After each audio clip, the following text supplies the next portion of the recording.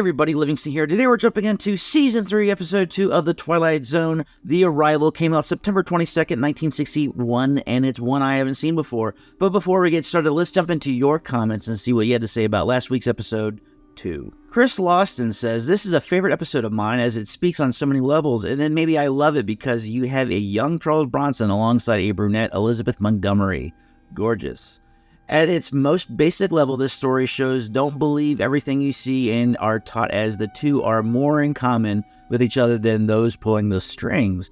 In this moment, what was hate going to gain for either party?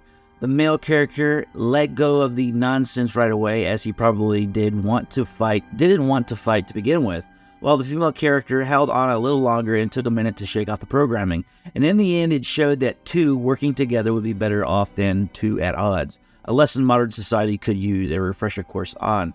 Very true. I mean, Twilight Zone is very much a show that can live out in any decade. I mean, it's a timeless story, or I should say set of stories that kind of shines a light or has a mirror to show you what society looks like when you look at these episodes. I mean, as you said, programmed. She was very much programmed to want to fight, to hate these people on the other side that have different beliefs and different ways of thinking. And sometimes it's just better to talk to these people instead of trying to fight or create some kind of havoc just because you have differences of opinion. And that's the way society is today. It's either you like it this way or you are my enemy. And it shouldn't be that way. I remember when I was brought up back in the 90s, it felt like people talked to everybody, and even if you had differences and different belief systems, everybody seemed to shake hands and sing Kumbaya back then. Not saying things were perfect, but at least in my inner circles and when I was going to school and dealing with people in the community, it was nothing to do with certain things that we worry about in today's society. And it's just weird that we've kind of stepped back in a lot of ways instead of going forward and evolving like human beings should.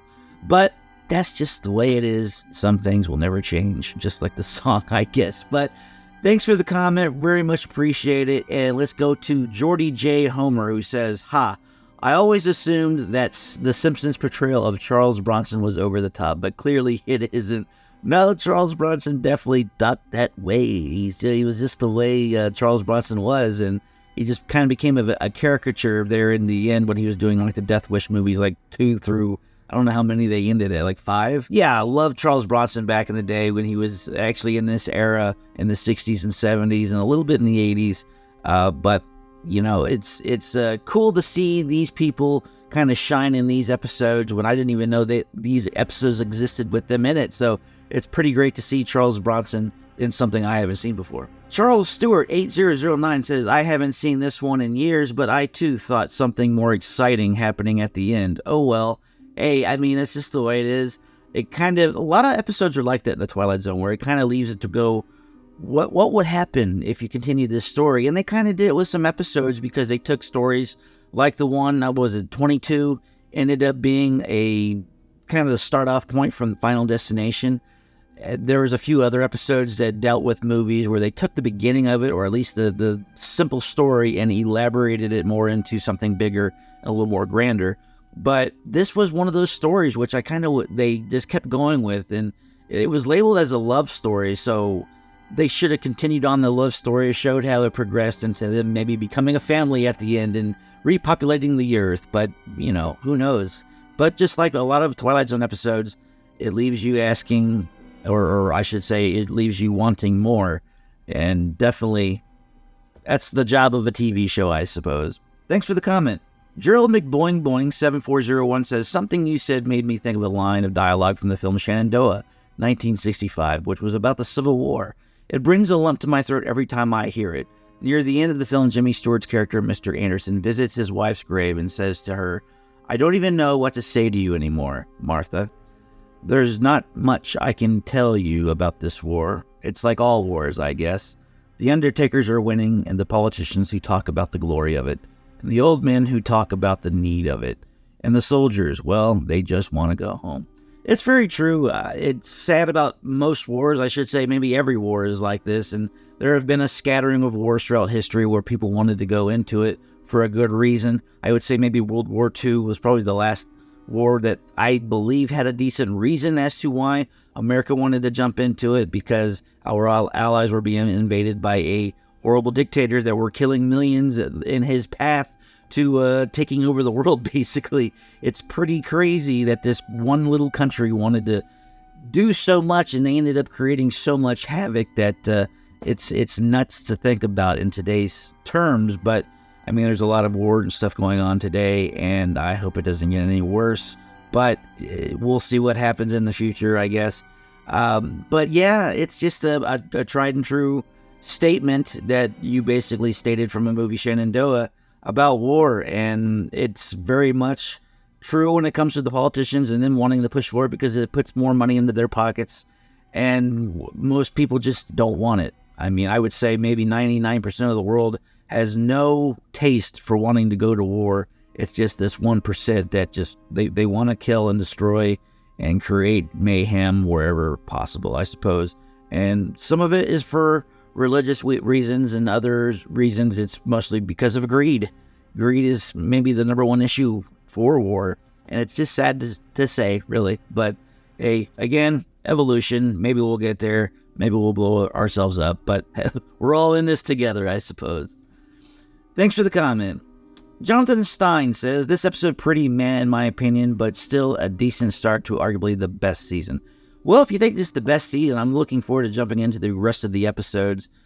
Twilight Zone seems to have great seasons so far. I mean, I've loved 1 and 2, and if you say 3 is the best, then I guess I'm in for a treat. But if this is the peak of the hill, I got 2 seasons of going down. We'll see what happens. But thanks for the comment.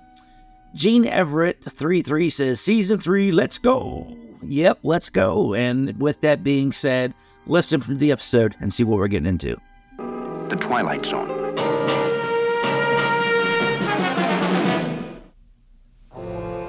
Ooh, an airplane hangar. So the arrival is the arrival of a airplane?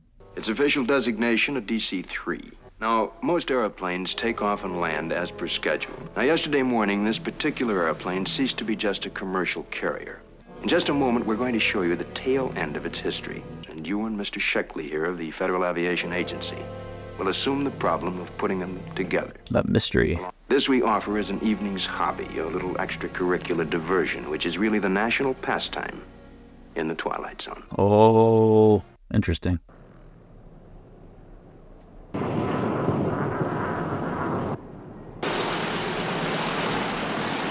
Stop.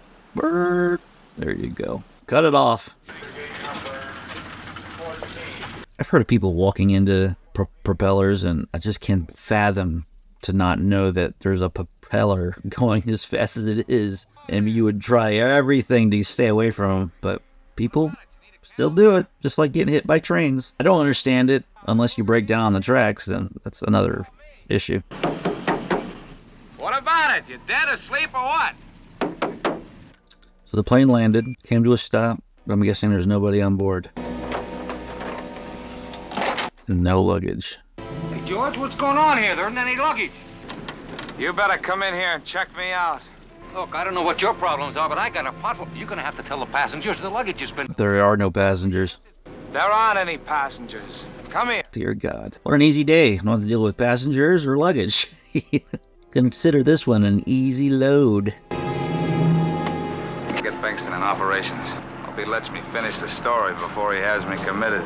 You have a witness to it, so it's hard to explain. I like how these episodes start when Twilight Zone gives you one that you have the foggiest ideas what's going on right from the beginning. That's always a good mark to a good episode or a great episode. Gentlemen, this is not a formal hearing. It's more in the nature of a preliminary meeting. I'd appreciate hearing from you only facts. Theories happen to be my business. In the 20-odd years I've been with the FAA, I've got a pretty good record in putting together jigsaw puzzles. Let's get down to business. Which one of you is Cousins? Right here, sir. You were on duty when Flight 107 arrived? That's right, sir. Did you notice anything abnormal? Followed my signal up the ramp. She stopped right on the mark where I told her to. She cut her engines when I gave her the signal. How do you explain this to the public? Yes, sir, that's the flight plan. Did you see the pilot sign it? I was at his elbow. Co-pilot John O'Brien. That's me. Yep. Did you see them board the aircraft? I saw them leave the dispatch office and head for the field. William J. Slocum, John O'Brien. Sober, reliable, the best men. I'm not casting any stones, Mr. Bankston. So familiar. Why? That's a clue. So familiar. Mr. Sheckley, this is Paul Malloy, our public relations man. What do I say to the public? I got 22 years in this saddle, and I've never been licked yet. But it's always something, and that something always shows up. Now look, this just couldn't have happened. Well, it did. Mr. Malloy, you are dead right. But the fact is, it happened. It can't have happened.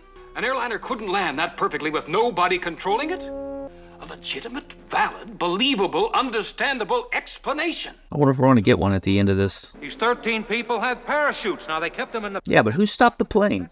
And what about the pilots, Mr. Holmes? Or is that part just elementary? Yeah, who landed the plane? Put that on autopilot back then. You know?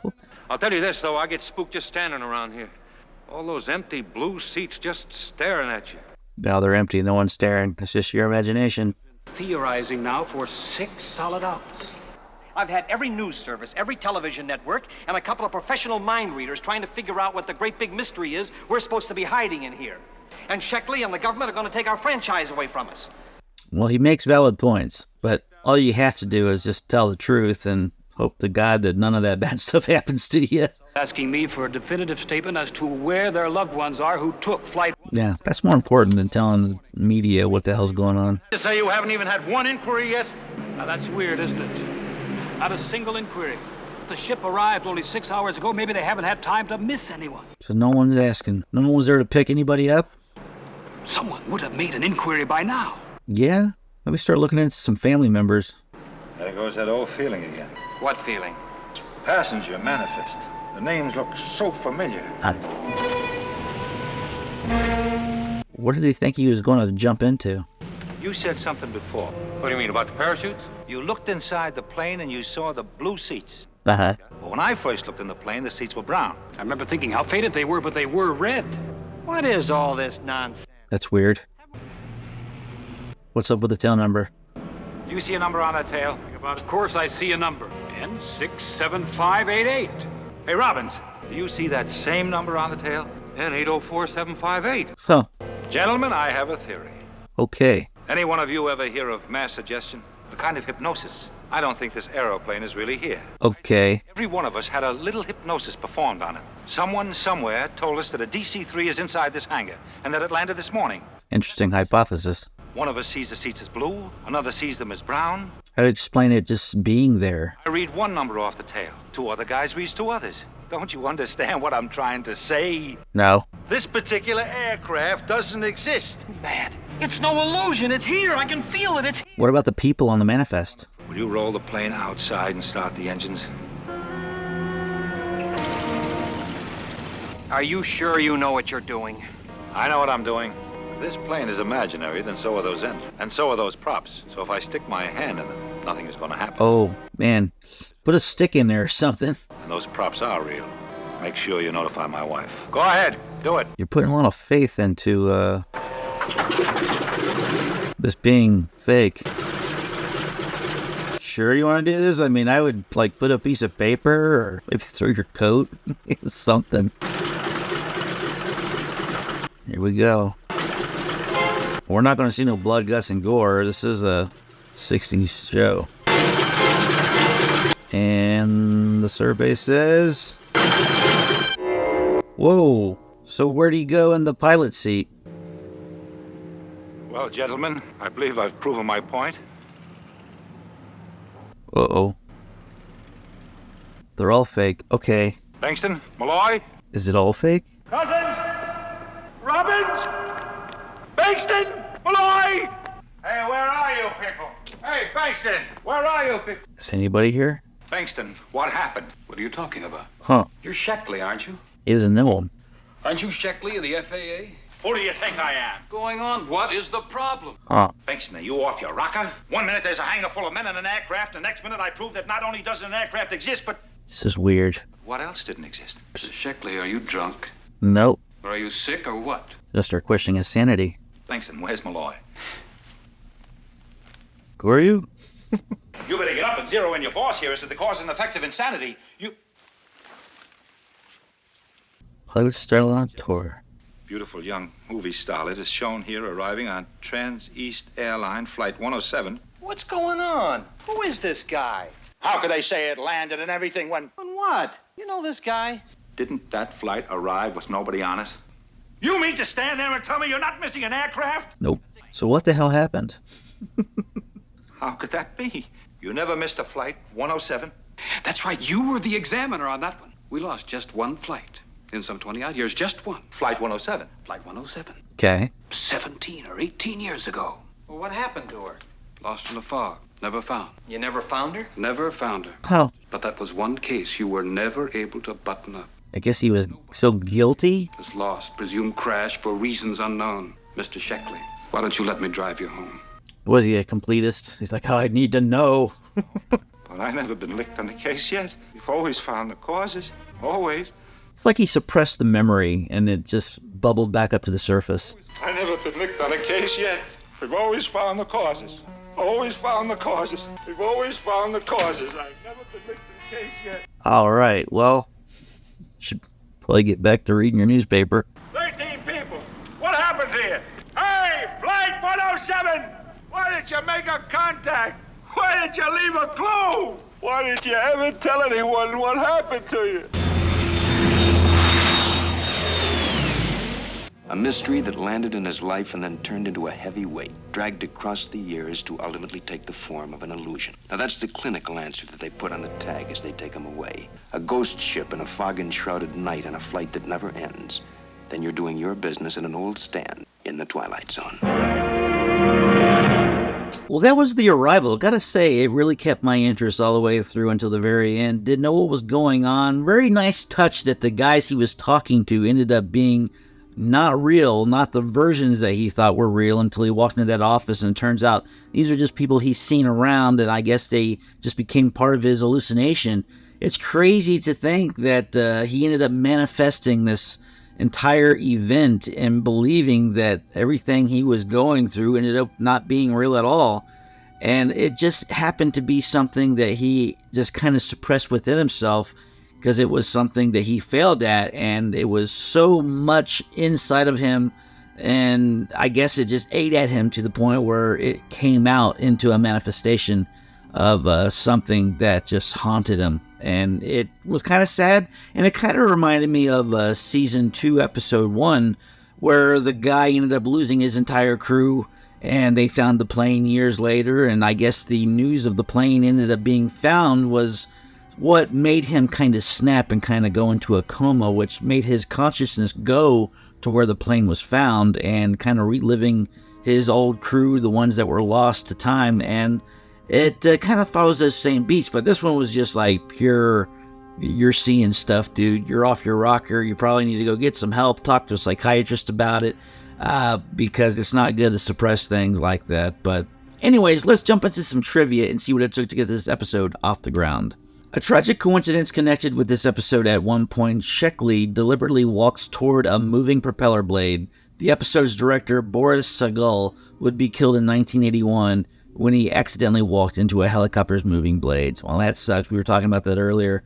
I know it happens. I can't fathom how it does, because I know the blades are spinning so fast it looks like they're not even there, but I feel like I'm just so conscious of that I just cannot fathom how that could happen to anybody, but it does, and sometimes you just don't pay attention and things like that happen. The characters all concluded that there is no way possible that an airplane could simply land itself. However, several years earlier in Missouri in 1957, a U.S. Air Force DC-3, the same type as used in the show, ran out of fuel while carrying people, who all bailed out to safety. The plane glided itself, landed on an empty cornfield intact. Well, that's cool. The exterior shots and hangar scenes were filmed at Santa Monica Airport in California. All other scenes were filmed on an MGM soundstage. One of the aircraft tail numbers mentioned in 67588 was an actual C-47 that first flew in 1944 and crash-landed in 1988. The FAA is referred to on at least 2 occasions as the Federal Aviation Agency.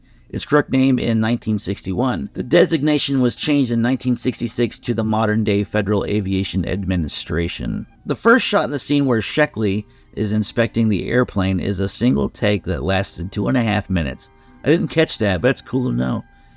The FAA doesn't investigate civilian aircraft incidents, but that changed in 1967 when the National Transportation Safety Board, NTSB, took the lead.